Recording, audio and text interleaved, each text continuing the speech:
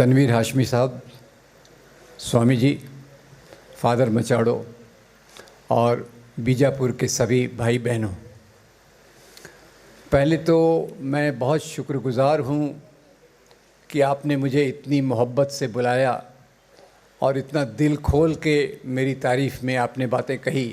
पता नहीं मैं उस लायक हूँ कि नहीं, पर मैं इसके लिए आपका बहुत बहुत शुक्रगुज़ार हूँ।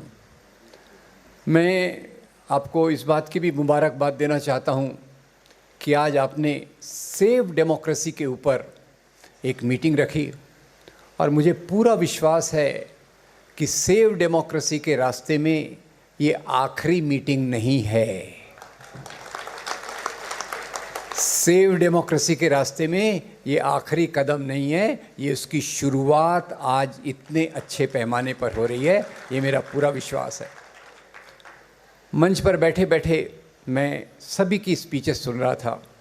कुछ कन्नड़ा में थी, उनकी एग्जैक्ट बात नहीं समझी, पर वो बातें मुझे दिल को समझ रही थी कि ये बातें सही हैं, इसमें प्यार है, इसमें मोहब्बत है, इसमें सच्चाई है, ये बातें मुझे समझ रही थी। जो हिंदी में थी तो उसका तो कहना क्या। और आज आपको सच बताऊं, पिछले कई महीनों से एक निराशा का माहौल अंदर घर करते जा रहा है, एक डिप्रेशन अंदर आते जा रहा है देश का माहौल देखकर, डेमोक्रेसी को क्या हो रहा है। और आज यहाँ बैठे बैठे मुझे एक आशा की किरण दिखाई दी। आशा की किरण ये दिखाई दी कि यहाँ सभी धर्मों के लोग जिस प्यार मोहब्बत से स्टेज पर बैठे हैं और ऑडियंस में हैं, अगर यही मामला हमने मजबूत किया तो देश की डेमोक्रेसी को कोई खतरा नहीं हो सकता। और इसी के साथ साथ मुझे ये बात भी समझी, फिर से समझी, कि देश की डेमोक्रेसी को खतरा है पर मज़हब से नहीं है।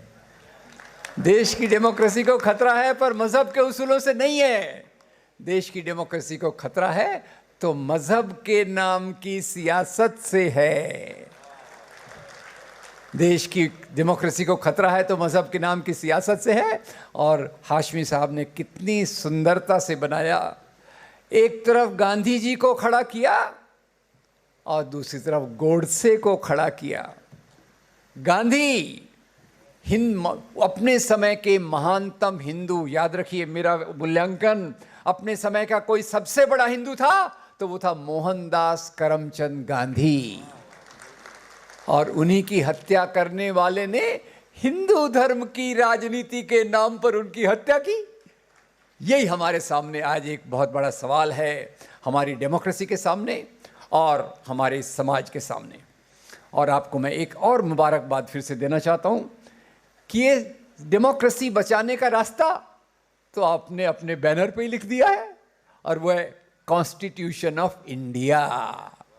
अगर कॉन्स्टिट्यूशन ऑफ इंडिया को फॉलो किया, उसको बचाने की कोशिश की, उसके रास्ते पर चले, तो हमारे डेमोक्रेसी को कोई गोडसे और गोडसे के विचारों वाले खत्म नहीं कर सकते। बहुत सारी चीज़ें हैं भारतीय कॉन्स्टिट्यूशन में, मैं कोई वकील नहीं हूँ, और उसमें मैं एक पहला वाक्य याद रखता हूँ, we the people of India. People of India, we the Hindus नहीं, वी द मुस्लिम्स नहीं, वी द क्रिश्चियंस नहीं, we the people of India, जिसमें आप भी हैं, मैं भी हैं, तीसरा व्यक्ति भी है, चौथा व्यक्ति भी है, जिसमें पुरुष भी हैं और स्त्रियां भी हैं। भूलिएगा मत कि हमारे खवातीन और पुरुष बराबरी के धरातल पर इस देश के नागरिक हैं। तो खैर, ये एक प्रस्तावना है। तो पिछले निराशा का कारण क्या है? निराशा के बहुत सारे कारण हैं। निराशा के कारण खास तौर से उत्तर भारत में बहुत सारी चीज़ें हुई। स्वामी जी को भगवे कपड़े में देखकर इतनी प्यारी प्यारी बातें जो आधी समझी और आधी बिना समझे समझ गई, उससे पता चला भगवा रंग कितना पवित्र होता है। पर इसी भगवे रंग को पहनकर कुछ लोग धर्म संसदों में कत्लेआम करने की मांग करते हैं। और उससे बड़ा अपमान हिंदू धर्म का हो ही नहीं सकता। कोई भगवे कपड़े पहने और दूसरे लोगों के कत्लेआम की बात करे, ये हिंदू धर्म के वसुधैव कुटुंबकम के सिद्धांतों के खिलाफ है। मैं हिंदू धर्म का भी एक्सपर्ट नहीं हूं। कई बार ऐसा होता है ना, हरफन मौला, आता कुछ नहीं है पर सब कुछ पे बोलता हूं। वही मेरा हाल है।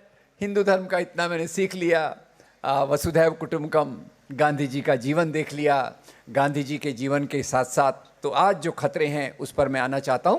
पहले एक बात फिर से मैं क्लियर कर देना चाहता हूं कि देश को मज़हब से, मज़हब के उसूलों से कोई खतरा नहीं है। उसके लिए मैं दो आपको बड़े उदाहरण देना चाहता हूं, दो बड़े उदाहरण, और उसमें मैं थोड़ा एक रोल प्ले करूंगा, अंग्रेजी का role play. I hope you understand role play. मैं एक थोड़ी देर के लिए पत्रकार, जर्नलिस्ट बन जाता हूं, और जर्नलिस्ट बन के मैं H.G. वेल्स की टाइम मशीन के सहारे दो महापुरुषों के इंटरव्यू लेता हूं। और पहले व्यक्ति जिसका मैं इंटरव्यू लेता हूं उनका नाम है मोहनदास करमचंद गांधी। गांधी जी को मैं पूछता हूं, बापू आप तो इतने महान हिंदू हो, आप हिंदू राष्ट्र की बात क्यों नहीं करते? तो बापू मुझे कहते हैं, बेटा मैं एक हिंदू हूं, एक सनातनी हिंदू हूं, अपने धर्म के लिए अपनी जान तक दे सकता हूं। वाक्य बाकी है, बीच में रुक गया। आज धर्म के नाम पर, धर्म के लिए लोग जान दे रहे हैं या धर्म के नाम पर लोग जान ले रहे हैं? ले रहे हैं। पर बापू कहते हैं मैं अपने धर्म के उसूलों के लिए अपनी जान तक दे सकता हूं, पर वो मेरा निजी मामला है। जहां तक उस राज्य का सवाल है जिसके बनाने के लिए मैं काम कर रहा हूं, संघर्ष कर रहा हूं, वो राज्य ना आपके धर्म के उसूलों से ना मेरे धर्म के उसूलों से चलेगा। राज्य का काम होगा लोगों के रोटी, कपड़ा, मकान, बिजली, सड़क, पानी, शिक्षा, स्वास्थ्य, नौकरी और मानव अधिकारों का ख्याल रखे। ये महात्मा गांधी मुझे सिखाते हैं। फिर मैं जाता हूं एक दूसरे व्यक्ति के पास, उनका नाम है मौलाना अबुल कलाम आज़ाद। मौलाना अबुल कलाम आज़ाद से मैं पूछता हूँ, मौलाना साहब आप तो इतने अच्छे मुसलमान हैं, आपने कुरान का तर्जुमा किया है, इस्लाम के स्कॉलर हैं, तो आप मुस्लिम लीग क्यों नहीं ज्वाइन करते? मुसलमानों के लिए अगर अलग राष्ट्र का समर्थन क्यों नहीं करते? तो मौलाना साहब मुझे कहते हैं, बरखुरदार मेरा इस्लाम, बरखुरदार मेरा इस्लाम तो इंसान से इंसान को जोड़ने की बात करता है, और ये मुस्लिम लीग की जो राजनीति है ये लोगों में बंटवारा ला रही है, इसलिए मैं उसके साथ कभी नहीं जा सकता। और इसी को अब इंटरव्यू को ख़त्म करके एक बात आपको बता दूं, क्योंकि एक और बात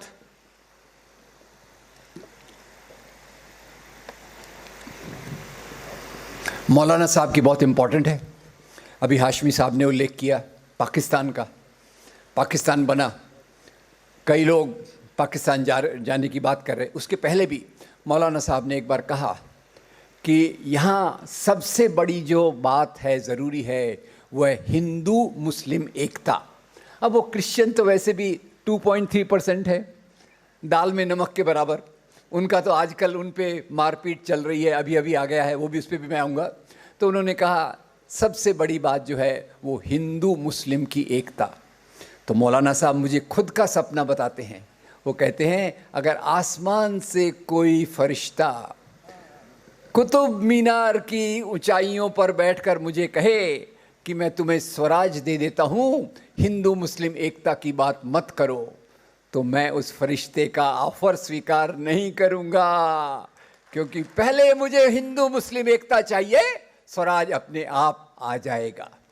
खैर, तो ये हमारे देश के बनने की कहानी है, और उसमें ये दो चीज़ें मैंने जो बताई।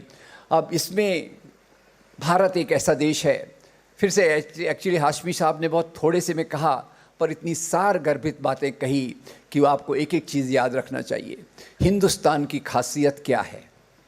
हिंदुस्तान की खासियत ये है कि यहाँ सभी धर्म के लोग, हिंदू, मुस्लिम, सिख, ईसाई, पारसी, जैन, बुद्ध, यहूदी, कई धर्मों का नाम मैं भूल गया हूँ, उसको भी जोड़ लीजिए। सभी धर्म के लोग सदियों से यहाँ प्रेम से, मोहब्बत से, भाईचारे से, बहनचारे से मिलकर रहते रहे हैं। आजकल हमको जो इतिहास बताया जाता है, अब यहाँ लगे हाथ थोड़ा सा खुद का भी बता दूँ कि बेसिकली मैं इतिहासकार नहीं हूँ, हिस्टोरियन उसको कहते हैं जिसने हिस्ट्री पे रिसर्च किया हो। मैं हिस्ट्री का स्टूडेंट हूँ, हिस्ट्री को मैं पढ़ने की कोशिश करता हूँ, बात सारी है। खैर, अब भारत का जब मैं इतिहास देखता हूँ तो सभी धर्म मौजूद हैं और सदियों से मौजूद हैं। पर आज हमको ऐसे बताया जाता है कि कुछ धर्म विदेशी धर्म हैं, खास तौर से इस्लाम और क्रिश्चियनिटी, ये कहा जाता है कि ये विदेशी धर्म है। आपको एक बात बता दूं कि धर्म देशी विदेशी नहीं होते, इंसान देशी विदेशी हो सकते हैं। अमेरिकन हो सकता है, ब्रिटिश हो सकता है, पर जो मजहब है वो पूरी इंसानियत के लिए होते हैं। भारत में उपजा हुआ धर्म, बौद्ध धर्म, आज थाईलैंड में सबसे बड़ा धर्म है, और जेरूसलम में उभरा हुआ जो ईसाई धर्म है अमेरिका में बहुत बड़ा फैला है, ब्रिटेन में फैला है, यूरोप में फैला है, और इस्लाम 56 देशों में है कम से कम। एक मक्का से चालू हुआ, मदीना से चालू हुआ, और पूरे आज 56 देशों में फैला है। तो धर्म की नेशनैलिटी नहीं होती, ये हमको पहले ही कंफ्यूज किया जाता है कि ये देशी विदेशी मामला है। अब बुरा ना माने तो एक मजाक में एक बात आपको बता दूं, देशी विदेशी धर्म नहीं होते, पर हाँ कुछ चीज़ें देशी विदेशी होती हैं, और वो कुछ लोग शाम को कुछ एंजॉय करते हैं ना, कुछ लोग देशी कुछ लोग विदेशी, उसके सिवा मानवता के मूल्य पूरी इंसानियत के होते हैं। उसमें देश विदेश, मानवता के मूल्य, विज्ञान के मूल्य, विज्ञान की फाइंडिंग्स, ये पूरी मानवता की होती है। तो खैर, भारत में अभी तो डेमोक्रेसी आई, लोकतंत्र आया, ऑटोमेटिक नहीं आया। भारत में जो लोकतंत्र आया आज़ादी के आंदोलन के माध्यम से आया।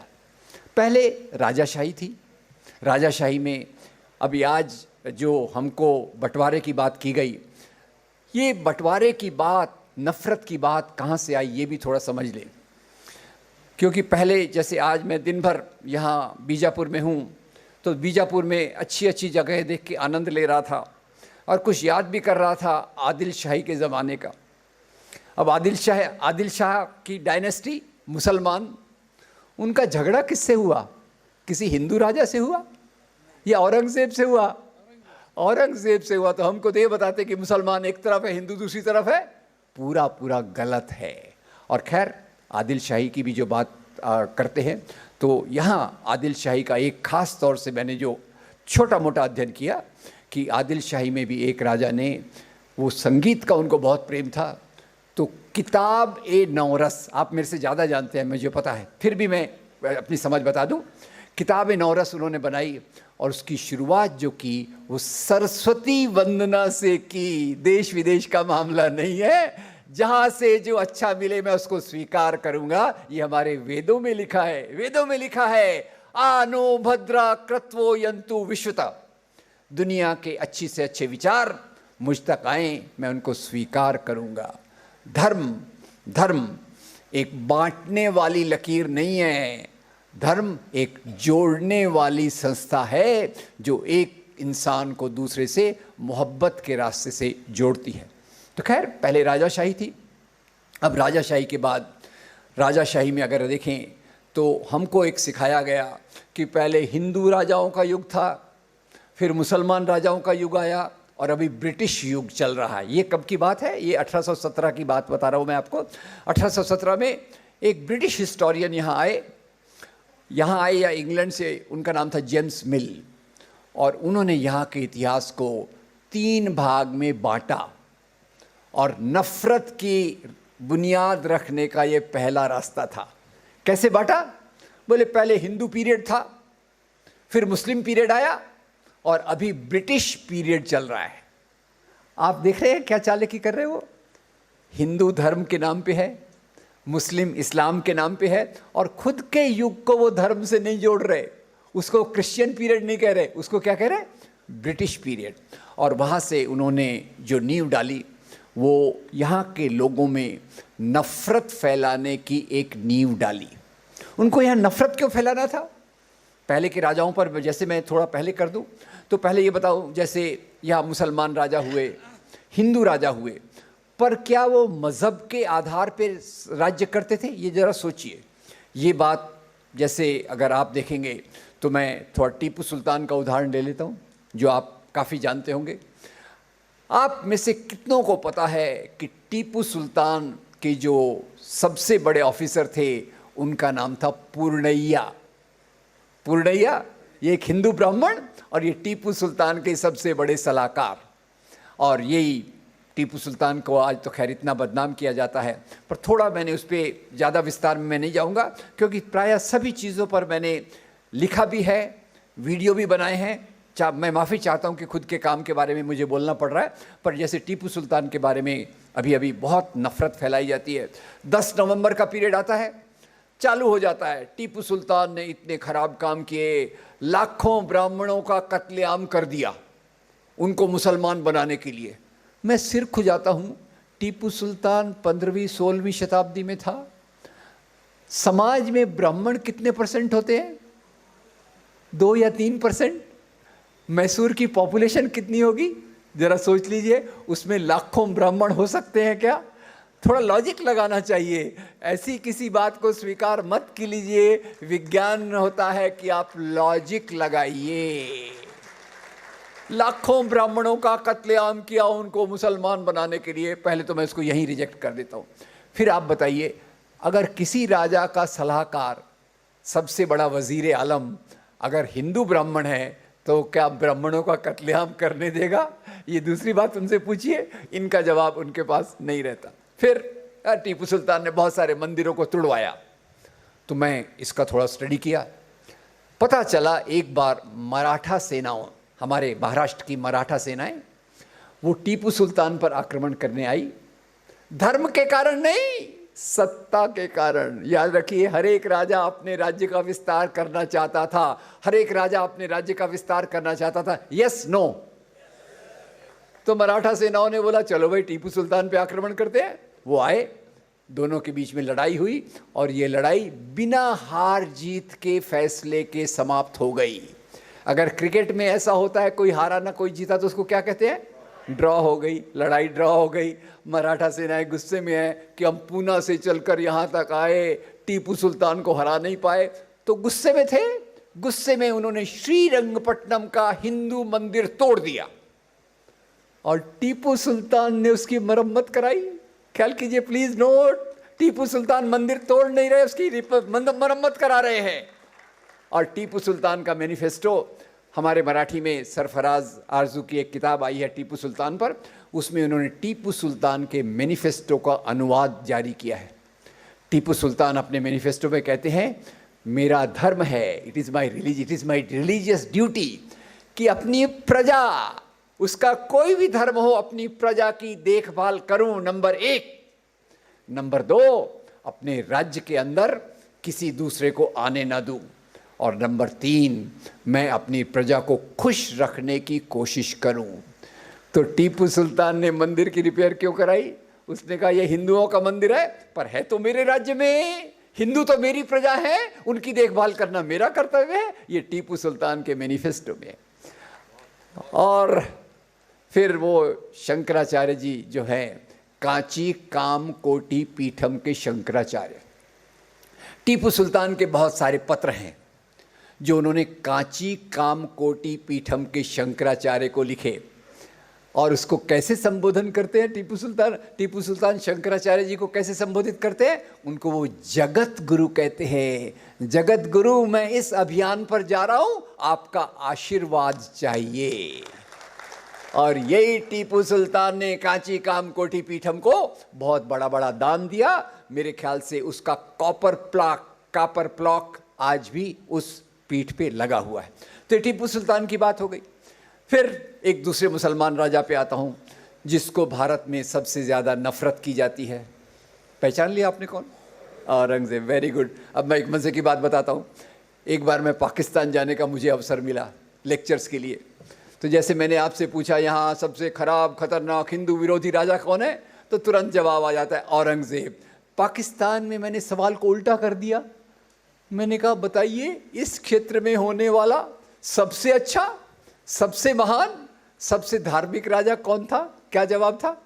औरंगजेब। एक ही राजा देखने के दो तरीके। खैर, अब उसी के नाम पे अभी वो काशी कॉरिडोर बनाया गया और वहाँ काशी का जो मंदिर था उसको औरंगजेब ने तुड़वाया था। मंदिर तोड़ने पे मैं आ रहा हूँ, उसको तुड़वाया था, ये बात सच है। अब क्यों तुड़वाया था ये बात मैं आपको यहाँ नहीं कहूँगा, कहीं कहीं मैंने उसका उल्लेख किया है। पर औरंगजेब ने जहाँ काशी विश्वनाथ का मंदिर तुड़वाया था वहीं उसने कई मंदिरों को दान भी दिया। आपको कुछ कंफ्यूजन हो रहा है कि नहीं? एक जगह मंदिर तोड़ रहा है, 90-100 मंदिरों को दान दे रहा है। मेरी मेमोरी अच्छी नहीं है पर 3-4 मंदिरों के नाम बता दूं। आसाम में कामाख्या देवी का मंदिर, मध्य प्रदेश में उज्जैन में महाकाल का मंदिर, उत्तर प्रदेश में भगवान श्री कृष्ण का मंदिर वृंदावन में औरंगजेब ने उसको दान भी दिया। तो ये धर्म का मामला है, कोई और मामला है, ये आपको सोचना चाहिए। और इसी औरंगजेब ने, बुरा मत मानिएगा यहाँ क्योंकि मुस्लिम मेजॉरिटी में है, एक बार गोलकुंडा में एक मस्जिद को भी तोड़वाया। मैं पूरी बात बताना चाहता हूँ, अगर चित्र को पूरा देखें तो ही हम निष्कर्ष निकाल सकते हैं। अगर आप चित्र के एक भाग को देखें तो आपके दिमाग में प्रिजुडिस, बायस, पूर्वाग्रह और गलत कल्पना आ सकती है। एक जगह मंदिर को तोड़वा रहा है, दूसरी जगह मंदिरों को दान दे रहा है, तीसरी जगह एक मस्जिद को तोड़वा रहा है। अब मस्जिद तोड़वाने की बात औरंगजेब की बड़ी मज़ेदार है। क्या हुआ, एक बार गोलकुंडा के नवाब तानाशाह ने 3 साल तक औरंगजेब को लगान नहीं दिया। लगाने नहीं, ये बात आपको पहले से पता थी या आमिर खान की फिल्म देखने के बाद पता चली? एनीवे, जो भी है, मुझे तो बाद में पता चली। टैक्स, अब टैक्स समाज में कैसे चलता था? सबसे नीचे गरीब किसान मेहनत करता है, जमींदार को टैक्स देता है। जमींदार किसको टैक्स देता है? राजा को। राजा किसको टैक्स देता है? महाराजा को। औरंगजेब कौन है? महाराजा। तानाशाह कौन है? राजा। 3 साल तक तानाशाह ने लगान नहीं दिया। औरंगजेब ने पूछा, हुजूर क्या बात है, 3 साल तक आपने टैक्स नहीं पे किया? तो तानाशाह बोलता है, हुजूर मेरे राज्य में अकाल, मराठी त्याला म्हणतात दुष्काळ, अंग्रेजी में कहते हैं ड्राउट, 3 साल तक है, प्रजा मुझे लगान नहीं दे रही, मैं आपको कहाँ से दूं? अब औरंगजेब बड़ा चालाक, इसीलिए वो 50 साल तक राज कर सका। बड़ा चालाक, उसने अपने जासूस भेजे। जासूस ने आके रिपोर्ट किया, सर इस तानाशाह ने अपनी सारी संपत्ति एक मस्जिद के नीचे छुपा के रखी है। आगे की बात नहीं बताया तो चलेगा क्या? तो ये उसने इस्लाम का अपमान किया कि संपत्ति को प्राप्त किया? संपत्ति को प्राप्त किया। याद रखिए, राजा लोग राज्य करते थे सत्ता और संपत्ति के लिए, और जेम्स मिल ने राजाओं को धर्म के साथ जोड़ दिया। और भी इसके मैं उदाहरण देना चाहता हूं। अब जो हिंदू वर्सेस मुसलमान का मामला आया, अभी आपको पता होगा राजस्थान में पहले एक सरकार थी, एक पार्टी की सरकार थी। वो पार्टी मुझे बिल्कुल पसंद नहीं है, आप गेस कर लीजिएगा कौन सी पार्टी है। तो खैर उस पार्टी की सरकार थी, तो वहाँ के जो एजुकेशन मिनिस्टर थे, एजुकेशन मिनिस्टर जितने पढ़े लिखे होंगे मुझे नहीं पता, पर उन्होंने क्या, ये प्रोफेसर लोग रिसर्च करते हैं, राम पुनियानी जैसे लोग हिस्ट्री को जाने बगैर भाषण देते हैं, तो मैं क्यों ना कुछ करूँ इतिहास में। तो उन्होंने राजस्थान की हिस्ट्री की किताबों को बदल दिया। क्या बदला कि भाई ये जो आप कहते हैं ना, अकबर और राणा प्रताप की लड़ाई में अकबर जीत गए, राणा प्रताप हार गए, ये गलत है। एक्चुअली राणा प्रताप जीत गए थे, जीत की खुशी में जंगलों में भाग गए थे और घास की रोटी खाने लग गए थे। अब राणा अकबर हार गए थे, अब अकबर जीता कि राणा प्रताप जीता, मुझे इससे कोई फर्क नहीं पड़ता। क्या फर्क पड़ता है अपने को? कोई भी राजा जीता हो, पर एक बात से फर्क पड़ता है, इस लड़ाई को हिंदू मुसलमान की लड़ाई बताने से मुझे तकलीफ होती है, क्योंकि ये हिंदू मुसलमान की लड़ाई नहीं थी। और वही बात हम बताना चाहते हैं। मैं बताना चाहता हूं कि हल्दी घाटी के मैदान में एक तरफ अकबर की फौज है, दूसरी तरफ राणा प्रताप की फौज है। और अकबर की फौज अगर आप देखें तो अकबर की फौज में अकबर खुद नहीं है, तो सेना का नेतृत्व, लीडरशिप कौन कर रहा है? उनका नाम है राजा मान सिंह। दिल को थाम के बैठिएगा। राजा मान सिंह अकबर के सेनापति और उनके साथ हिंदू सिपाही और मुसलमान सिपाही। दूसरी तरफ राणा प्रताप। राणा प्रताप के दो बड़े सेनापति, एक का नाम रामदेव और दूसरे का नाम, ख्याल कीजिएगा, दूसरे का नाम हकीम खान सूर। राणा प्रताप की 3000 की सेना में 1000 पठान सिपाही थे। तो मैं इसको समराइज करता हूं। दोनों तरफ हिंदू हैं, यस नो? दोनों तरफ मुसलमान हैं। तो ये हिंदू मुसलमान की लड़ाई है कि दो राजाओं की लड़ाई है? ये लड़ाई धर्म के लिए है कि सत्ता के लिए? और हमारे यहाँ छाती पीटने लग गए, अरे मुगलों का शासन बड़ा खराब था, उन्होंने ये किया, उन्होंने वो किया। पहली तो बात बताऊं कि मुगलों का शासन कहना भी मुझे सही नहीं लगता। एक राजा मुसलमान था, पर पूरे प्रशासन में आप देखिए, पूरे प्रशासन में देखिए तो अकबर के ही प्रशासन को ले लेते हैं। अकबर के प्रशासन के 9 रत्न आपने सुने हैं? यस। उनमें 2 नवरत्न हिंदू थे। सोचिए कौन कौन थे? बीरबल का नाम तो तुरंत आ जाता है, और दूसरा राजा टोडरमल। अब राजा टोडरमल अकबर के दरबार में क्या काम कर रहे थे भाई? राजा टोडरमल अकबर के दरबार में वही काम कर रहे थे जो आज नरेंद्र मोदी सरकार में निर्मला सीतारमण करती हैं। अच्छा करती हैं कि बुरा करती है, फैसला आप पे छोड़ देता हूँ। खैर, अब ये फिनेंस डिपार्टमेंट सबसे इंपॉर्टेंट, और है कौन? राजा टोडरमल। और जिस औरंगजेब के बारे में इतना खराब कहा जाता है, औरंगजेब हमारे महाराष्ट्र में तो आपको पता होगा, ये हमारे एक राजा बहुत पॉपुलर है ना, छत्रपति शिवाजी महाराज। अब उनके 2 उदाहरण देते हैं। छत्रपति शिवाजी महाराज मुसलमानों के दुश्मन थे, उनकी लड़ाई अफजल खान से हुई, उनकी लड़ाई औरंगजेब से हुई। तो दोनों बातों को मैं देखता हूँ। तो जब उनकी लड़ाई इससे हुई अफजल खान से, तो एक मैं कहानी बना के बताता हूँ। शिवाजी महाराज को अफजल खान ने कहा, भाई आ जाओ, लड़ाई के पहले हम बातचीत करके मामले को सुलझाने की कोशिश करते हैं। और ये मैं भी मानता हूँ कि बातचीत से अगर कोई समस्या हल होती है तो बहुत अच्छी होती है। शिवाजी महाराज ने भी सोचा होगा, चलो हम जाते हैं, थोड़ा मैं कहानी बना के बता रहा हूँ। तो शिवाजी महाराज जाने वाले थे, तो उनके एक एसोसिएट ने उनको कहा, महाराज आप कहाँ जाने वाले हो?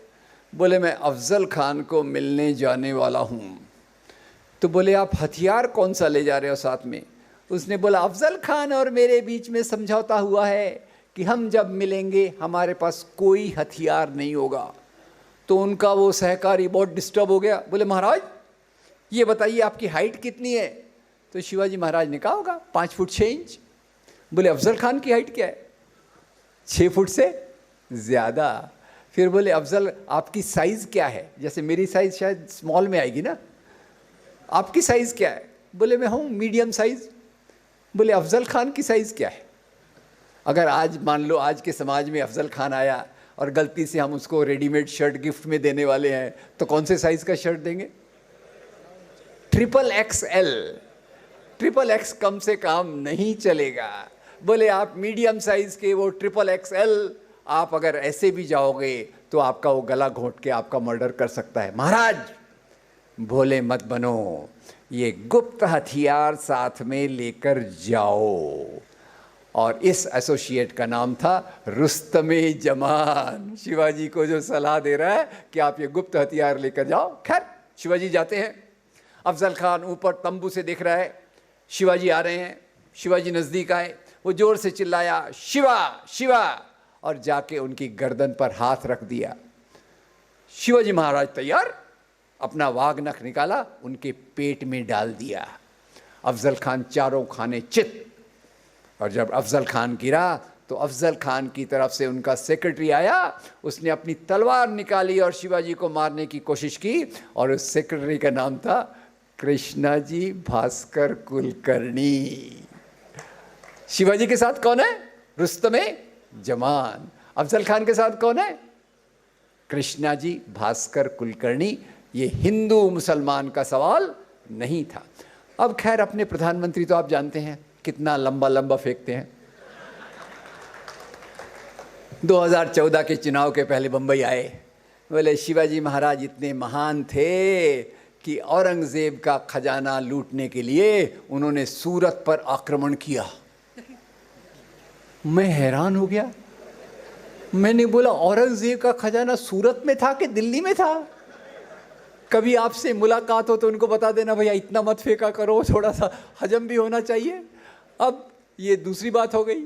फिर इस बार वो दिल्ली के कॉरिडोर में आपने देखा होगा ना, उन्होंने कॉरिडोर का उद्घाटन किया। कितने प्यारे प्यारे धार्मिक ड्रेस दिन में 5 बार पहने।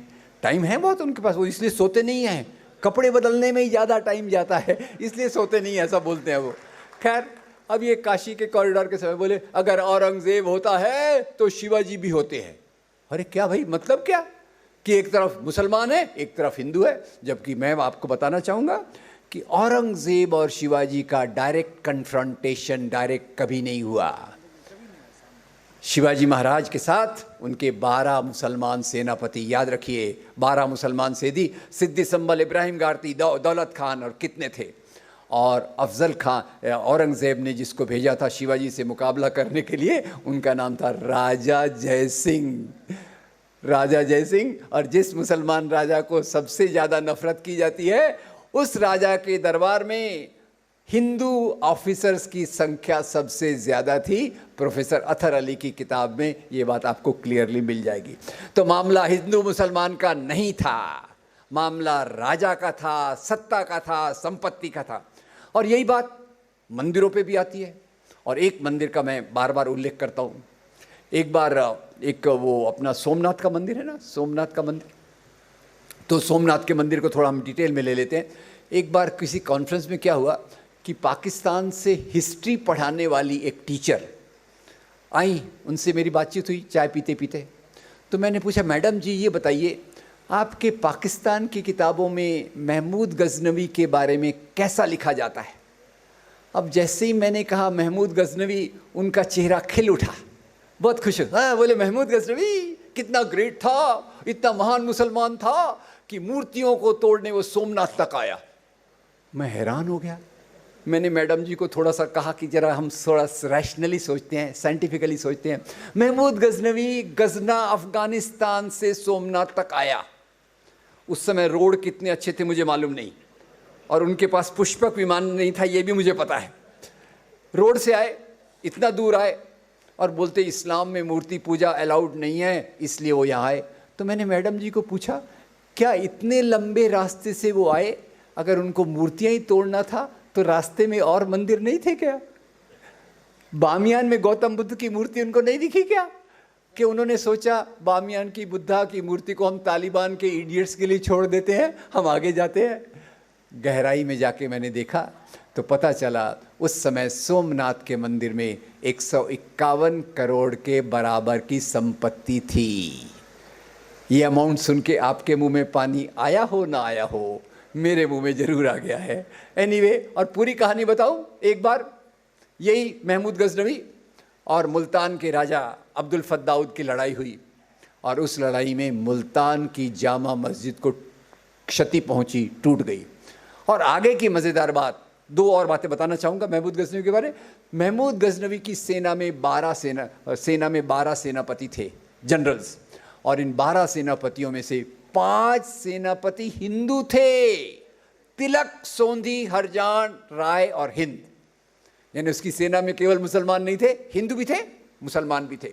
और खैर, उसने तो मंदिर, सोमनाथ का मंदिर संपत्ति के लिए थोड़ा। अब उसका उत्तराधिकारी जो मसूद था, मसूद ने अपनी सेना को भेजा सेंट्रल एशिया में एक मस्जिद को तोड़ने के लिए, क्योंकि मस्जिद के नीचे भी संपत्ति के भंडार थे। तो एक सवाल का जवाब दे दीजिए, महमूद गजनवी मान लीजिए बाप है, बाप ने संपत्ति के लिए क्या तोड़ा? मंदिर। बेटे ने संपत्ति के लिए क्या तोड़ा? मस्जिद। बड़े मियाँ तो बड़े मियाँ, छोटे मियाँ सुभान अल्लाह। इसका मज़हब से क्या लेना देना मुझे आज तक समझ में नहीं आया। और इस बात को इतनी मजबूती से कहा जाता है कि उसके बारे में मैं ज़्यादा विस्तार में नहीं बताऊंगा। इतना ही बताऊंगा कि मंदिरों में संपत्ति के भंडार थे, ये एक कारण था। और इसका सबसे बड़ा उदाहरण मुझे हिंदी साहित्य के एक महान लेखक कवि कल्हण की किताब राजतरंगिणी में मिलता है। राजतरंगिणी में कवि कल्हण लिखते हैं कि 11वीं शताब्दी कश्मीर के एक राजा हर्षदेव ने अपने राज्य में एक नए ओहदे का निर्माण किया। ओहदा यानी पद, ओहदा यानी पोस्ट। और ये थोड़ा सा कठिन हिंदी है, संस्कृताइज हिंदी है, पर वो हमारे कुछ कुछ मिलते जुलते हैं। जरा इसको आप सोचिए, इस नाम को। क्या ओहदे का नाम क्या था? देवोत्पतन नायक। इसमें 3 शब्द हैं। पहला शब्द देव, दूसरा शब्द उत्पतन, तीसरा शब्द नायक। वो अधिकारी जो देवताओं की मूर्तियों को तोड़े। और इसका अपॉइंटमेंट कौन कर रहा है? हिंदू राजा या मुसलमान राजा? हिंदू राजा। इसमें और आगे कहीं लिखा रहता है, भैया जो आप मूर्तियां तोड़ोगे वही मूर्तियां तोड़ना जो सोने चांदी की बनी हो, वही मूर्तियां तोड़ना जिसमें हीरे जवाहरात जड़े हों। पत्थर की मूर्तियां आम लोगों के लिए छोड़ देना, सोना चांदी धन संपत्ति राजा के दरबार में ले आना, ये उसका मुख्य कारण था। कई बार 2 राजा जब लड़ते थे तो जीतने वाला राजा हारने वाले राजा के प्रतीक मंदिर को भी तोड़वा देता था। ये एक बात जो मुसलमानों के खिलाफ फैलाई गई। मंदिर तोड़े गए, मंदिर तोड़े गए, उसमें जो मंदिर बनाए गए। और यहाँ एक आपको पता नहीं, मेरी जनरेशन के लोगों को याद होगा, एक प्यारी सी फिल्म आई थी मुगल आज़म। पता नहीं आप में से कितने ने देखी है। खैर, हम मेरे से 2 जनरेशन आगे वाले तो नहीं देखी होगी, पर वो फिल्म मुझे बहुत अच्छी लगती थी। और उसमें मैंने एक बात देखी कि अकबर के महल के अंदर एक मंदिर है। Yes no? कौन से भगवान का मंदिर है? भगवान श्री कृष्ण का मंदिर है। और जब कृष्ण जन्माष्टमी होती है तो सबसे पहले झूला कौन देता है? अकबर देता है। और यही जो मेल जोल हमारे समाज का था, उसमें उस पर मेल जोल पर आने के पहले एक बात और मैं लेना चाहता हूँ, और वो ये है कि भाई ऐसा माना जाता है मुसलमान राजा घोड़े पर बैठ कर आए, उनके एक हाथ में तलवार, एक हाथ में कुरान थी। उन्होंने लोगों को तलवार से डराया कि भाई तुम कुरान को स्वीकार करो, नहीं तो हम तुम्हें ख़त्म कर देंगे। अब ये कई बार जगह मैं बोलते रहता हूँ, कई लोग सुन लेते हैं। एक बार एक कॉलेज में गया, वहाँ के लड़के लड़कियाँ थोड़े ज़्यादा स्मार्ट थे। जैसे ही मैंने कहा मुसलमान राजा घोड़े पर बैठ कर आए, एक हाथ में तलवार थी, एक हाथ में कुरान थी, तो 2-3 खड़े हो गए। बोले सर ये बताओ, अगर राजा घोड़े पर बैठा है, एक हाथ में तलवार है, एक हाथ में कुरान है, तो घोड़े की लगाम कौन संभालेगा? मैंने कहा सॉरी मुझे नहीं पता, ये लोग बोल रहे हैं इसलिए मैंने भी बोल दिया। अब ये कहा जाता है मुसलमान आक्रांता, मुसलमान आक्रांता, उस पर भी मैंने बहुत कुछ समझने की कोशिश की है। और आपको पहली बात बता दूं कि कोई भी राजा अपने धर्म को नहीं फैलाता, राजा अपनी सत्ता को फैलाता है। ये नियम है, नियम के अपवाद होते हैं। अंग्रेजी में एक वाक्य है, there is a exception to every rule, there is exception to every rule. और इस रूल का एक्सेप्शन है भारत का एक महान राजा जिसने अपने धर्म को फैलाया, और उसने धर्म को तलवार के आधार पर नहीं फैलाया, प्यार के आधार पर फैलाया। उसका नाम आप जानते हैं? सम्राट अशोक। कौन सा धर्म फैलाया? बौद्ध धर्म फैलाया। अपने प्रचारकों को भेजा, खुद उसने स्वीकार किया और ये किया। खैर, तो भारत में इस्लाम कैसे फैला? राजाओं के माध्यम से? गलत। जो मुस्लिम जिनको आक्रांता कहते हैं, मेरी तो भाषा ही अलग है, मैं किसी को आक्रांता वगैरह नहीं कहता हूँ। राजा लोगों का काम ही यही था, राज करना, राज्य का विस्तार करना। सिकंदर भी यहाँ आया था, अब उसके भी खिलाफ हम लड़ते बैठेंगे क्या? इतिहास है। खैर, तो जो मुस्लिम राजा आए, मुगल तो अभी लास्ट सिंबल बन गया नफ़रत का, पर उसके पहले आप देखेंगे गुलाम वंश, गजनवी, बहुत सारे खिलजी, बहुत सारे वंश पहले भी हो गए। वो 11वीं शताब्दी से आए। भारत में इस्लाम कब आया? भारत में इस्लाम आया 7वीं शताब्दी से। कैसे आया? केरल के मलाबार तट पर अरब देशों से व्यापारी आते थे, वहाँ का सामान लाकर यहाँ बेचते थे, यहाँ की चीज़ों को वहाँ ले जाते थे, और उन्हीं के मेलजोल से केरल में पहला इस्लाम फैला। और इसका सबूत आज भी जिंदा है। दुनिया की सबसे पुरानी मस्जिदों में एक, और भारत की सबसे पुरानी मस्जिद दिल्ली में नहीं है, आगरा में नहीं है, वो है केरल के मलाबार तट पर। उसका नाम है चेरामन जुमा मॉस्क, चेरामन जुमा मस्जिद। तो खैर, यहाँ से इस्लाम आया। और फिर बाद में भारत में इस्लाम कैसे फैला। बहुत सारे तरीके हैं, मैं उसमें डिटेल में नहीं जाऊंगा, केवल दो मुख्य बातें बता दूंगा। मेरे पहले भी वक्ता ने बहुत अच्छे से स्वामी विवेकानंद जी को कोट दिया, मैं भी स्वामी जी को कोट करता हूँ, स्वामी जी को कोट कर रहा हूँ और बताना चाहूँगा, स्वामी जी अपनी संकलित रचनाएं कलेक्टेड वर्क्स में लिखते हैं, ये कहना बिल्कुल गलत है कि इस्लाम यहाँ तलवार की नोक पर फैला। कौन कह रहा है?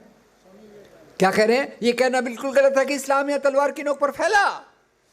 वर्ण व्यवस्था, जाति व्यवस्था के अत्याचार से बचने के लिए कई लोगों ने इस्लाम कबूल किया, तो इस्लाम कबूला गया। और मैं एक बात और जोड़ दूं, मैं इस्लाम के इतने बड़े आलिम यहाँ बैठे हैं, उनके सामने एक बता दूं, जैसे अभी बताया भी था, मेरे लिए मेरा धर्म, आपके लिए आपका धर्म। जो जबरदस्ती से फैलाया जाए वो इस्लाम हो ही नहीं सकता। इस्लाम जो फैलता है वो प्रेम से, मोहब्बत से, अंदर की बातों से फैलता है। कई बार जीतने वाला राजा हारने वाले राजा का अपमान करने के लिए उसके धर्मस्थल को भी तोड़ देता था। ये दो ही कारण हैं धर्मस्थलों को तोड़ने का और धर्मांतरण के कारण में। अब धर्मांतरण की बात आई तो आजकल हमारे जो दाल में नमक के बराबर हैं क्रिश्चियन बंधु, इन पर भी बहुत हमले हो रहे हैं। बड़े दुख के साथ मैंने 1999 में पढ़ा पैस्टर ग्राहम स्टेवर्ट स्टेन्स। याद रखिए, दूसरे के दुख में शामिल नहीं होंगे तो हमारे दुख में कोई नहीं आएगा। हम दूसरों के अत्याचार के खिलाफ खड़े नहीं होंगे तो हमारे खिलाफ अत्याचार में कोई नहीं आएगा। 1999 में मैंने बड़े दुख से पढ़ा, पैस्टर ग्राहम स्टेवर्ट स्टेन्स को उनके दो मासूम बच्चों के साथ जिंदा जला दिया गया। किसने जलाया? एक संगठन है, उसका नाम है बजरंग दल। सुना है आपने? उसका कार्यकर्ता को किससे जुड़ा है आपको मैं थोड़ा बता दूंगा, तो बातें ज़्यादा छुपाने की तो नहीं, आप जानते भी हैं। बजरंग दल के कार्यकर्ता दारा सिंह, उनका रियल नाम है राजेंद्र सिंह पाल। उन्होंने लोगों को भड़काया कि ये पेस्टर लेप्रसी का बहाना बना के हिंदू धर्म पे आक्रमण कर रहा है, लोगों को ईसाई बना रहा है। उस समय के.आर. नारायणन, याद रखिएगा, भारत के बेस्ट प्रेसिडेंट मेरे हिसाब से, उन्होंने कहा दुनिया के सबसे अत्याचारी कामों में से एक काम हुआ है पैस्टर स्टेन्स की निर्मम हत्या उनके दो मासूम बच्चों के साथ। उस समय होम मिनिस्टर कौन था? किसी को पता है? आजकल वो मार्गदर्शक मंडल में बैठे रहते हैं, उनको मैं रथ यात्री कहता हूँ। कोई पहचान सकेगा क्या? हाँ, वही होम मिनिस्टर थे। उन्होंने कहा बजरंग दल का इससे कोई लेना देना नहीं है। फिर जांच कमेटी बिठा दिया, वाधवा कमीशन पढ़िएगा। वाधवा कमीशन पे मैंने डिटेल में स्टडी किया तो वाधवा कमीशन कहता है कि जिस क्षेत्र में पैस्टर स्टेन्स काम कर रहे थे वहाँ ईसाइयों की जनसंख्या में कोई वृद्धि नहीं हुई है। ये एक बात। और दूसरी बात, अब थोड़ा सा मैं आपको स्टैटिस्टिक्स बता दूं कि आज 2011 की जनसंख्या गणना के अनुसार भारत में ईसाइयों की संख्या है 2.3, 2.3। अंडरस्टूड? 1971 से मैंने इसको फॉलो किया। 1971 में ईसाइयों की संख्या थी 2.6%, 1981 में 2.44, 1991 में 2.34, 2001 में 2.30, 2011 में 2.30। आप कंफ्यूज हो गए हैं, मुझे मालूम है। 1971 2.6%, 2011 2.3%। तो क्रिश्चियंस की जनसंख्या बढ़ी है या कम हुई है? कम हुई है। उसके बावजूद प्रोपोगंडा का प्रसार देखिए। प्रोपोगंडा, एक मशीन खड़ी है जो पहले बताया मेरे ख्याल से, fake news, social media, IT cell, सब कुछ उसमें शामिल है, उसके माध्यम से फैलाती है। अरे ये क्रिश्चियन मिशनरीज़ ये हिंदी अपने धर्म को लोगों को बरगला रहे हैं, लोगों को लालच प्रलोभन देकर ईसाई बना रहे हैं, और इधर ईसाइयों की जनसंख्या कम हो रही है, इस बात को छुपाते हैं। खैर एनीवे दोस्तों, तो ये धर्मांतरण का जो काम है वो भी बहुत एक निजी मामला है और इसी आधार पे नफ़रत फैलाई गई है। तो अब मैं डायरेक्ट मुद्दे पे आता हूँ कि ये हमारी डेमोक्रेसी कैसे आई और उसके बारे में ये सांप्रदायिक राजनीति, धर्म के नाम की राजनीति कैसे आई। तो हम अंग्रेज़ों की बात कर रहे थे। अंग्रेज अलग प्रकार के शासक थे। सवाल का जवाब दीजिए, अंग्रेज लोग भारत में क्यों आए? व्यापार करने। व्यापार करने तक रुक गए? नहीं।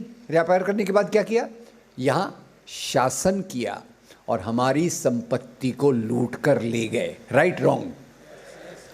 अंग्रेजों के पहले बहुत सारे मुसलमान राजा, बाबर से लेकर अकबर तक, अलाउद्दीन खिलजी तक, इन्होंने यहाँ राज किया। वो यहाँ की संपत्ति लूट कर ले कहाँ ले गए? काबुल, कांधार, मक्का, मदीना या कहीं नहीं? कहीं नहीं। आपका ऑप्शन करेक्ट निकला। मेरे बदले अमिताभ बच्चन होते तो आपको भी 1 लाख रुपए का प्राइज दे देते, पर मेरी जेब खाली है, सॉरी फॉर दिस। एनीवे, तो संपत्ति लूट के कौन ले गया? ब्रिटिश।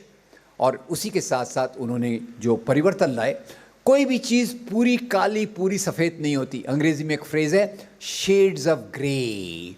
शेड्स ऑफ ग्रे यानी भूरा रंग, डार्क भूरा, काला, सफ़ेद, सब रंग होते हैं। तो अंग्रेज़ों के कारण 3 चीज़ें अच्छी भी हुई। याद रखिए, 3 चीज़ें अच्छी हुई। पहली अच्छी चीज़ ये हुई कि मॉडर्न एजुकेशन, आधुनिक शिक्षा आई। फिर यहाँ से संपत्ति को लूट के ले जाना है।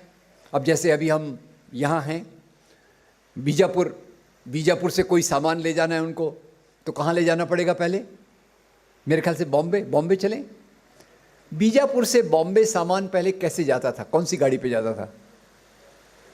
अरे बहुत सरल है, बेचारी गरीब सी बैलगाड़ी। घोड़ा गाड़ी भी थोड़ी सी अपने बैठने के लिए होती है, बैलगाड़ी। अंग्रेज़ों ने बुलाई बैलगाड़ी कब निकलेगी बीजापुर से, कब पहुंचेगी बॉम्बे? उसके बदले बुलाए रेलगाड़ी। रेल। दूसरा, ब्रिटिश वाइसरॉय कलकत्ता में रहता था, उसको अपने ऑफिसर्स को लेटर्स भेजना रहता था। तो अब ये सवाल तो आपको पता होगा, लेटर्स, अंग्रेज़ों के आने के पहले लेटर्स कौन ले जाता था? कबूतर। कबूतर भी पत्र ले जाते थे, पर वो जनरली प्रेम पत्र ले जाते थे, फालतू पत्र नहीं ले जाते थे। एनीवे, वो घुड़सवार होते थे और कबूतर होते थे। तो अंग्रेज़ों ने बोला कबूतर अपना काम क्या करेंगे, घुड़सवार बहुत स्लो है, तो बोला टेलीफोन, टेलीग्राफ, पोस्टल सिस्टम। इसको हम कहेंगे मेल। पहला रेल, दूसरा मेल, तीसरा modern education, modern administration, modern judiciary, और मॉडर्न जुडिशरी का एंड होता है जेल में। तो याद रखने के लिए आसान होगा, कौन से परिवर्तन आए? रेल, मेल और जेल। ठीक है। खैर, अब इसी से 3 प्रकार के नए वर्ग यानी एक प्रकार का काम करने वाले लोग ये उभरे। These are the modern classes of India. व्यापारी, उद्योगपति, मजदूर वर्ग और शिक्षित वर्ग। अब ये लोग जब ऊपर आ रहे थे तो उसी के साथ 2 और प्रक्रियाएं चालू हुई, उसको जरूर याद रखिएगा। एक प्रक्रिया थी दलितों के बीच में शिक्षा ले जाना। आप जानते होंगे, दलितों को जब मंदिर प्रवेश करने की इजाज़त थी, न शिक्षा का अधिकार था, तो ज्योतिराव फुले जी आए, उन्होंने दलितों के लिए स्कूल खोले, दलितों को प्रेरित किया, कहा क्यों आप डरते हो, आप आधुनिक शिक्षा को स्वीकार कीजिए, यही आपकी मुक्ति का मार्ग होगा। और उन्हीं की पत्नी सावित्रीबाई फुले ने अपनी सहेली नाम याद रखिएगा, सावित्रीबाई फुले ने अपनी सहेली के साथ मिलकर, सहेली का नाम था फातिमा शेख, के साथ लड़कियों के लिए स्कूल खोला। आज बहुत खुशी होती है, हमारी बेटी यूक्रेन में पढ़ने गई, कई लड़कियां पीछे बैठी हैं, पढ़ रही होंगी, पर उस समय लड़कियों के लिए पढ़ाई इतनी आसान नहीं थी। आज तो लगता है लड़की ने स्कूल जाना ही चाहिए। उस समय धर्म की दुहाई दी गई कि लड़कियों की शिक्षा हमारे धर्म के खिलाफ है, तो उसके लिए अफवाह फैलाई गई। लड़कियों को शिक्षा रोकने के लिए अफवाह उड़ाई गई। बड़ी मज़ेदार अफवाह है। वो अफवाह गलत कैसी थी वो मैं खुद सिद्ध करूंगा। अफवाह क्या फैलाई गई? जो स्त्री पढ़ लिख लेगी वो जल्दी विधवा हो जाएगी। Very dangerous, very dangerous. खुद का उदाहरण दे दूं मैं, इफ़ यू डोंट माइंड। मेरी पत्नी बहुत पढ़ी लिखी है, MBBS डॉक्टर है, 40 साल से मुझे टॉलरेट कर रही है, इस मिनट तक विधवा नहीं हुई, आगे का मुझे पता नहीं। खैर, तो ये सामाजिक परिवर्तन इधर हुए, और इससे जो पुराने लोग थे, राजा, नवाब, जमींदार, जागीरदार, उनकी सत्ता खतरे में आ गई। और वो बड़े चालाक, जब सत्ता खतरे में आई तो उन्होंने कहा हमारा मजहब खतरे में है। याद रखिए, मजहब कभी खतरे में नहीं होता। जब कोई कहे मेरा मजहब खतरे में है तो याद रखिए वो अपने सेल्फिश मोटिव की बात कर रहा है, अपने स्वार्थ की बात कर रहा है, मजहब की बात नहीं कर रहा, क्योंकि मजहब इन चीज़ों से ऊपर है, ये हमेशा जिंदा रहने वाली चीज़ है। खैर, तो इन राजा नवाबों ने कुछ संगठन बनाए, उभरते लोगों ने, मजदूरों ने, किसानों ने, शिक्षित लोगों ने कुछ संगठन बनाए। यहाँ अगर आप इस बात को समझ गए तो सांप्रदायिक राजनीति की जड़ों को समझ लेंगे। तो इधर से कुछ ऑर्गेनाइजेशंस निकले, इधर से कुछ ऑर्गेनाइजेशंस निकले, और इनके नाम से आप पहचानिए। इधर यानी नया बदलता समाज, इधर यानी पुरानी सोच के लोग। तो इधर से 3 प्रकार के संगठनों का मैं केवल नाम लूँगा, याद रखिएगा। भगत सिंह का नौजवान भारत सभा, अंबेडकर का रिपब्लिकन पार्टी ऑफ इंडिया, और मौलाना अबुल कलाम आज़ाद, मोहनदास करमचंद गांधी, एनी बेसेंट, सरदार बलदेव सिंह, इनका भारतीय राष्ट्रीय कांग्रेस। नाम याद रहेगा आपको? पहला क्या कहा मैंने? अरे पहला कहा क्या? भगत सिंह का कौन सा था? नौजवान भारत सभा। अंबेडकर का कौन सा था? Republican party of India. मौलाना आज़ाद गांधी का कौन सा था? भारतीय राष्ट्रीय कांग्रेस।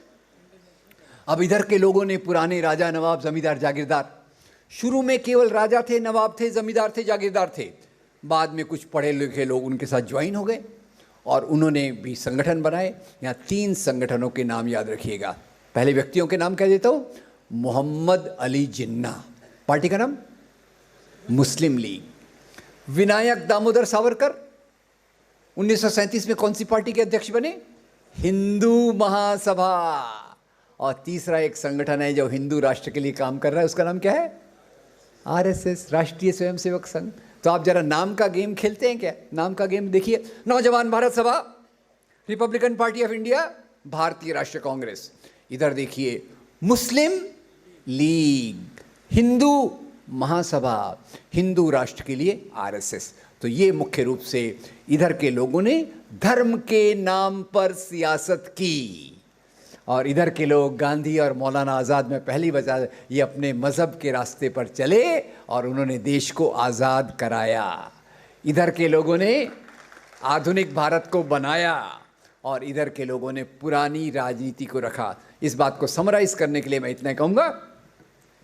एक तरफ उभरते वर्गों से मैं डॉक्टर अंबेडकर को लूँगा और डूबते वर्गों से मैं एक के सुदर्शन को लूँगा। नाम सुना है क्या आपने? नहीं सुना? कोई बात नहीं, ये ऐसे नाम नहीं सुना तो भी चलता है। सन 2000 में आरएसएस के वो मुखिया बने और आरएसएस के मुखिया बनने के बाद उन्होंने कहा भारतीय संविधान विदेशी मूल्यों पर बना है, इसको फेंक दो और एक ऐसा संविधान लाओ जो भारतीय धर्म ग्रंथों पर आधारित है। और इधर भीमराव बाबा साहब अंबेडकर समता के लिए, बराबरी के लिए उन्होंने बहुत सारे आंदोलन किए। उसमें 2 आंदोलन का नाम मैं बता रहा हूँ, बाकी आप देख लीजिएगा। चौदार तालाब का आंदोलन कि हम दलितों को भी सार्वजनिक कुओं पर पानी पीने का अधिकार होना चाहिए। काला राम मंदिर का आंदोलन, आप हमको हिंदू कहते हैं तो मंदिर में भी आने दीजिए। ये 2 अनुभव के आधार पे उन्होंने एक किताब को जलाया। किसी को पता है कौन सी किताब थी वो? मनुस्मृति।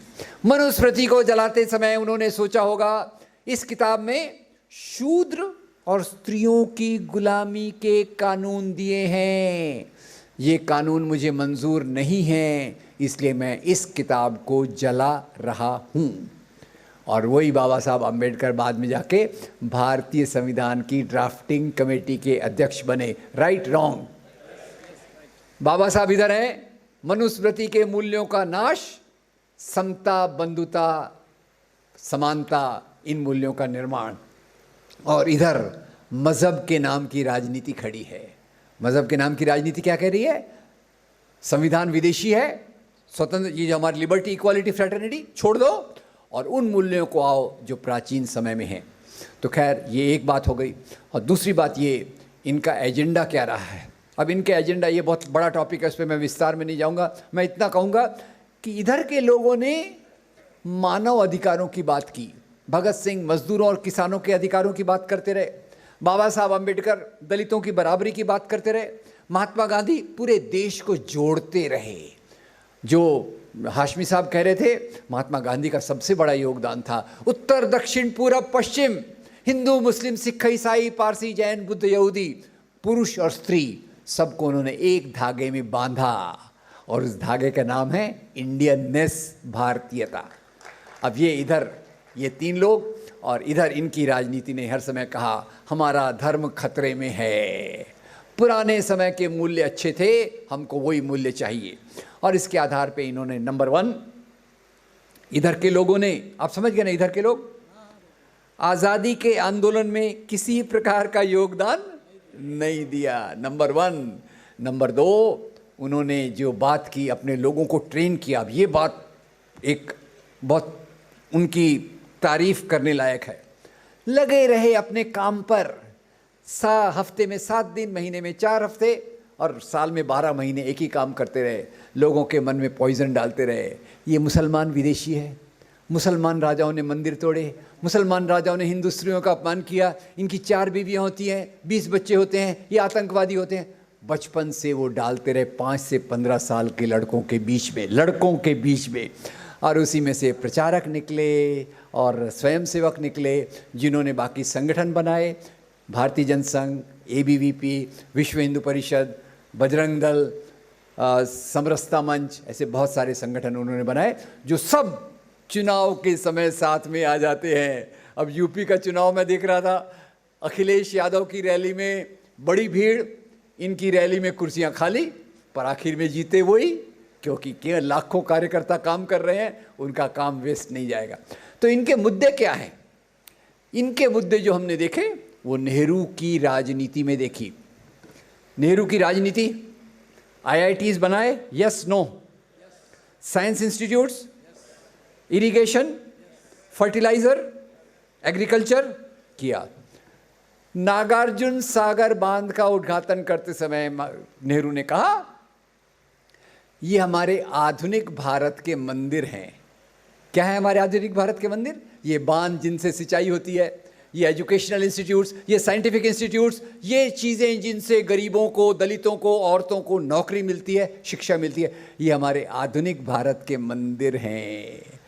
1980 में रथ यात्री लाल कृष्ण आडवाणी आए, बोले हमारे मंदिर तो मस्जिदों के नीचे हैं, मस्जिदों को तोड़ो, वो हमारा मेन एजेंडा रहेगा। और वहीं बाबरी मस्जिद से उन्होंने अपनी यात्रा शुरुआत की।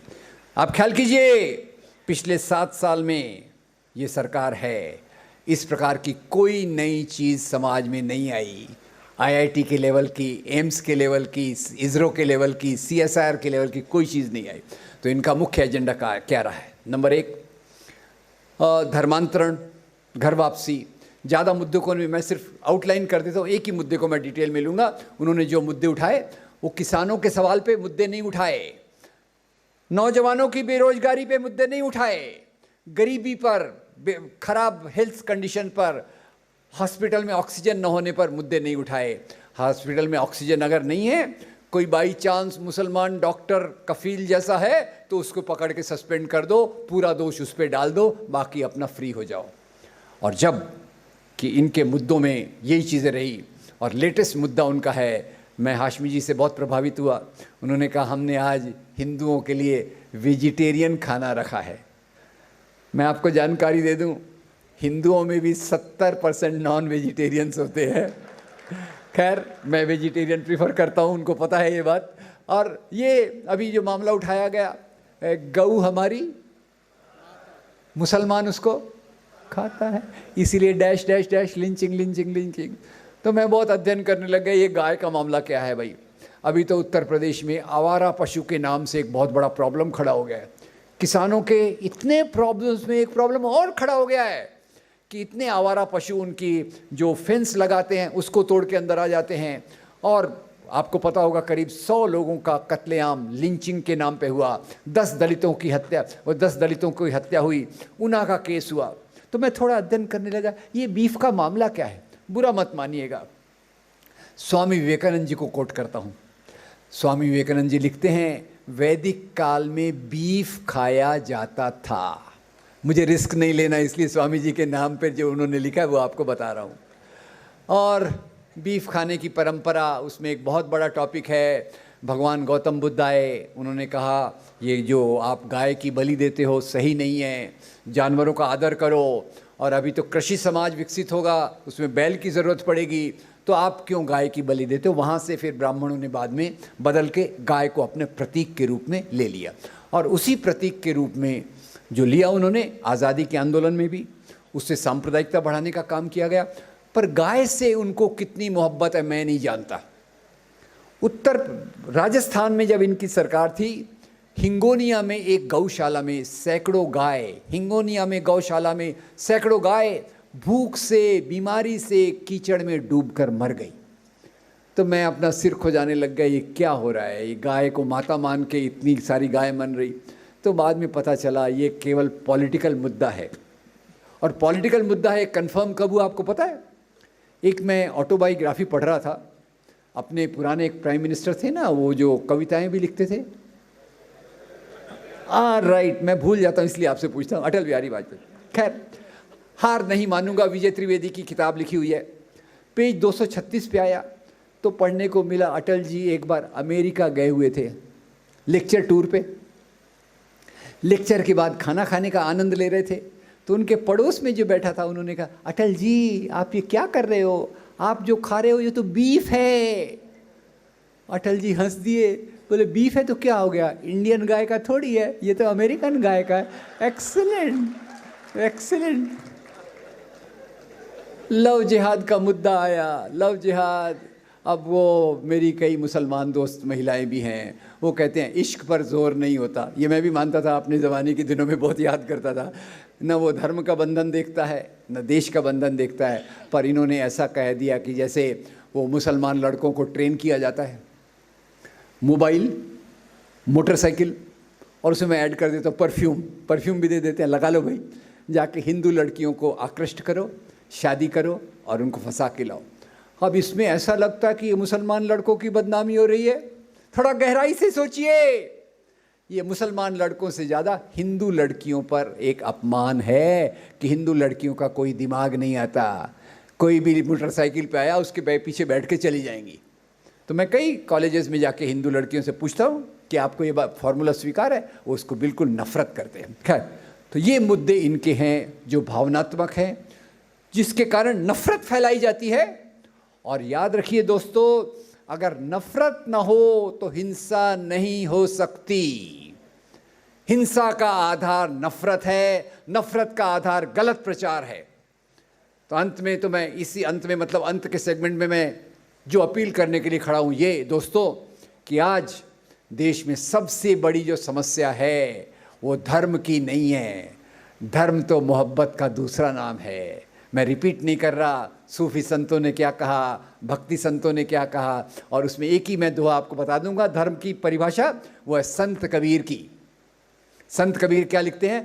पोथी पढ़ पढ़ जगमुआ, पंडित भया न कोय, ढाई आखर प्रेम का, पढ़े सो पंडित होए। ये धर्म है जो मुझे इंसान से इंसान को मोहब्बत करना सिखाता है, वो धर्म है। और जो उसके नाम पे नफरत फैलाता है वो पॉलिटिक्स है। और यही आज इसी पॉलिटिक्स का हमको मुकाबला करना है। इस पॉलिटिक्स में सबसे पहले मुसलमान और क्रिश्चियंस के खिलाफ नफरत फैलाई गई, गलत प्रचार किया गया।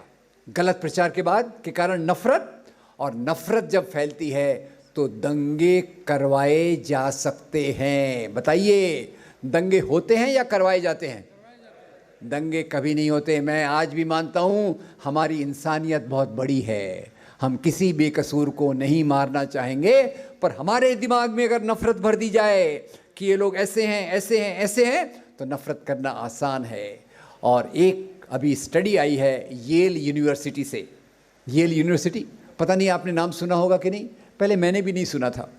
येल यूनिवर्सिटी में नाम कब सुनने में आया? अपनी वो जो MHRD मिनिस्टर थी ना, वो जो सास भी कभी बहू थी, हाँ, स्मृति ईरानी, हाँ, उनको लोगों ने कहा अरे ये तो 12वीं पास है, ये तो ज़्यादा पढ़ी नहीं है। तो स्मृति जी ने कहा क्या मुझे अनपढ़ कह रहे हो, देखो मैं येल यूनिवर्सिटी से डिग्री लाई हूँ। तो मेरे को पता चला येल यूनिवर्सिटी बड़ी अच्छी होगी यार, फॉलो करो उसका रिसर्च। तो उसका एक रिसर्च आया कि जहाँ भी दंगे करवाए जाते हैं वहाँ एक पार्टी पहले से ज़्यादा पावरफुल हो जाती है। नाम मैं आपके ऊपर छोड़ देता हूँ, गेस कर सको तो अच्छा है, नहीं गेस कर सको तो अपने पड़ोसी से पूछ लेना। 1992 के बाद बाबरी मस्जिद गिराई गई, बम्बई में कत्लेआम हुआ, गुजरात में कत्लेआम हुआ, मुजफ्फरनगर में कत्लेआम हुआ। अभी मैं इसको दंगे नहीं कहता, ये गंदे दंगे नहीं रहते हैं। This is a targeted violence against weaker sections of society. और दंगों में ज़्यादातर गरीब मारे जाते हैं, अल्पसंख्यक मारे जाते हैं, और इसके कारण एक पार्टी का पावर पहले से बढ़ता जा रहा है। और आज सवाल केवल party X versus party Y का नहीं है। सवाल यह है कि हम समाज में हम कैसा समाज चाहते हैं। हम भगत सिंह के, अंबेडकर के, गांधी के सपनों का समाज चाहते हैं, या जैसे हाशमी जी ने कहा हम गोडसे के सपनों का समाज चाहते हैं। सवाल ये है। तो इसके लिए मैं एक ही बात का रिक्वेस्ट करता हूँ कि अगर आज हम सब की जिम्मेदारी है, ये याद रखिए, ये मत सोचिए कि पड़ोसी ये काम करेगा, ये काम मुझे करना है। और क्या काम करना है? समाज से नफरत को दूर करवाना है। कैसे करें? बड़ा सवाल है। कहना आसान है, कहना आसान है, करना मुश्किल है।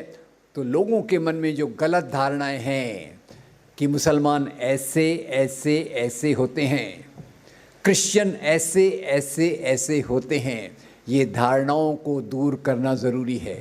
कैसे करेंगे? बड़ा मुश्किल काम है। आज तो सब लोगों के मन में उसी प्रकार की बातें आ गई। औरंगज़ेब आज का मुसलमान। मैं तो कभी और सवाल पूछता, अगर मान लो औरंगज़ेब ने रियल में हिंदुओं पे अत्याचार किए तो आज का मुसलमान उसके लिए जिम्मेदार है क्या? नहीं है। आपको पनिशमेंट देना है तो किसको दो? औरंगज़ेब को जाके दो, मुझे कोई ऑब्जेक्शन नहीं है। पर आज के मुसलमान पे नफ़रत क्यों निकाल रहे हो? तो ये करने के लिए मुझे लगता है पहले तो इन चीज़ों को हमको समझना होगा। हमको समझकर समाज के बाकी लोगों तक ले जाना होगा। बहुत मुश्किल काम है, मैं आपको बता सकता हूँ। एक संगठन 95 ईयर से यही काम लगातार कर रहा है, नफ़रत फैलाने का। उस नफ़रत को दूर करना है तो हमको भी अपनी कमर कस के गली गली, मोहल्ले मोहल्ले, कॉलेज कॉलेज, यूनिवर्सिटी, शहर, हर जगह ऐसे कार्यक्रम शुरू करने पड़ेंगे जहां हम लोगों को साथ में ला सकें। नफ़रत की दीवारें जो खड़ी की गई हैं, नफ़रत की दीवारों को तोड़कर मोहब्बत के पुल बनाने की जिम्मेदारी आपकी और मेरी है। अगर हम ये नहीं करें तो उम्मीद मत कीजिए कि अच्छा समाज बनेगा। इसके लिए मैं सवेरे बात कर रहा था दोस्तों से कि क्यों ना हम कल्पना करें, अपने अपने एरिया में छोटे छोटे पीस सेंटर बनाएं। पीस सेंटर में हम मिलकर, जैसे आज अलग अलग धर्मों के लोग एक दूसरे से कंधा मिलाकर बैठे हैं, क्यों ना हम दिवाली, ईद, क्रिसमस साथ में मिलकर मनाएं। उसका धार्मिक पहलू, नमाज पढ़ने के लिए आप जाइए, पर उसकी जो ईद की मिठाई है वो तो मेरा भी हक बनता है। जो क्रिसमस आप चर्च में प्रार्थना कीजिए, पर उसका केक तो मुझे भी खिलाइए। और मैं लक्ष्मी पूजन करूंगा पर लड्डू आपको भी खिलाऊंगा। ये पहली बात होना चाहिए, एक दूसरे के त्यौहार में शिरकत करना। दूसरा, 15 अगस्त, 26 जनवरी, संविधान दिवस, भगत सिंह जयंती, अंबेडकर जयंती, गांधी जयंती, मौलाना आज़ाद जयंती, ये हमको रेगुलर मनाना चाहिए। और उसके साथ ये संदेश लोगों तक देना चाहिए कि इनके सपनों का भारत क्या था, हमको कैसा भारत बनाना है। ये संदेश समाज में रेगुलर देना चाहिए। और उसके लिए जो चीज़ें कई लोगों ने उपलब्ध कराई है, लोगों तक पहुंच नहीं रही। लोगों तक पहुंचाने की जिम्मेदारी आपकी है और मेरी है। और ये कैसे करें हम? पीस सेंटर के माध्यम से हफ्ते में एक बार मिले। 23 मार्च आ रहा है, भगत सिंह जयंती मना के उनकी अच्छी बातों को देखें। सुभाष चंद्र बोस की जयंती मनाएं। आज एक प्रोफेसर साहब मुझे कह रहे थे, सुगाता बोस, उनके ग्रैंडसन ने कितना अच्छा आर्टिकल लिखा है कि सुभाष चंद्र बोस आज जो सांप्रदायिक ताकतें उनको पेंट कर रही हैं कि मुसलमानों के विरोधी थे, वास्तव में सुभाष चंद्र बोस जितनी मुसलमानों की केयर करते थे, कांग्रेस के अंदर उतना कोई भी नहीं करता था।